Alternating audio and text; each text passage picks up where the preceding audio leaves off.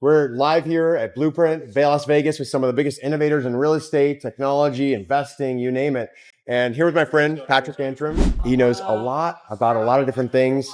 He's got incredible experiences. Thanks for joining me. Yes. Just give us one snapshot of a little bit of your history. I know you've done so many things, but Yeah. just tell me, an investor in multifamily, other segments. You're now founder. Yes. Interesting journey. So ran real estate portfolios nationally, obviously learned what makes yields happen in multifamily organizations. Yep. Last 10 years bringing people together. Okay. And now we're building a product that brings technology together. We're at one of my favorite events here around real estate. His is one of the most fun too, in Scottsdale, Arizona, every year. I think you actually do do a women's leadership event. But I'd love to hear, what is one of the hot, interesting takes you have that you've seen from here that maybe is non-consensus that you're excited about? Well, first of all, Martin and the team have done just such a great job putting this group together. I mean, you and I know, like, this is where the meetings are happening. Yeah. But paying attention to inside these sessions, it's interesting. Obviously, AI leading the conversations. What I find interesting, though, is like electricity and how it rearranged the world, AI is rearranging how work happens. And it's in the hallways of these meetings where the top level thinking happens on stage.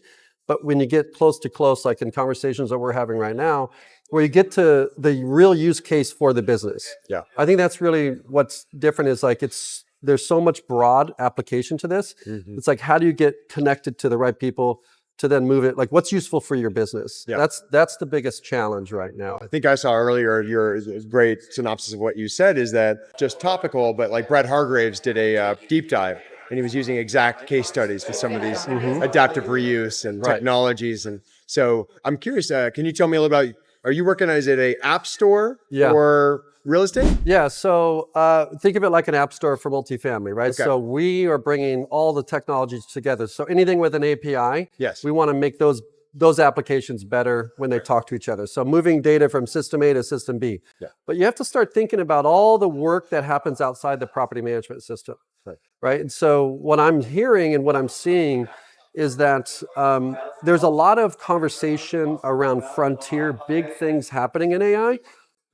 It's like, where do you start? Yeah. So with Nectar Flow, we can enter an organization, take a 10-minute task to a 3-minute task, create profitability. And then what ends up happening is you're opening up new jobs in multifamily where subject matter experts now have a platform of which the people that do the work can move data around, can move automations around to create value in an organization. Yeah. So normally it's been engineers in code base doing this. Now with the platform, anybody that knows how work should be done can move around data and create value. We call that alpha. So we think it's like leverage in an industry that can find other ways to get to yields. It's a great opportunity to start thinking about, this is the needle that moves where we've been talking about AI and how it's going to impact jobs. This is where it creates the jobs. Interesting. Subject matter experts coming in with a platform and to create value in an organization, but having the tool to do it. Yeah, I have a thesis that, for a long time, the most successful people in real estate have been the number crunchers, but that now the technologists can be the ones to outperform everyone. Is that the idea that using technology and bringing it together helps them outperform? One of the reasons why I'm at this conference is, I chair the Multifamily Innovation Council. So I want to bring back insights, spending time with capital and people like yourself that are building great things, but also talking about what's happening next. But what I believe, the real estate leader of the future needs to be bilingual, which means historically we've been able to put debt together, JVs together, fundamentals, supply, demand, locations, markets, all that stuff, real estate fundamentals. But if you think about it, a real estate executive has to learn or know what's going to happen in the world, what's going to happen next over pro forma, right? Well, most companies are mostly becoming more and more technology companies. Yes. You can see this on the show floor, right? Yeah. So a great multifamily executive must know what's going to happen in the world with the customer and all this technology.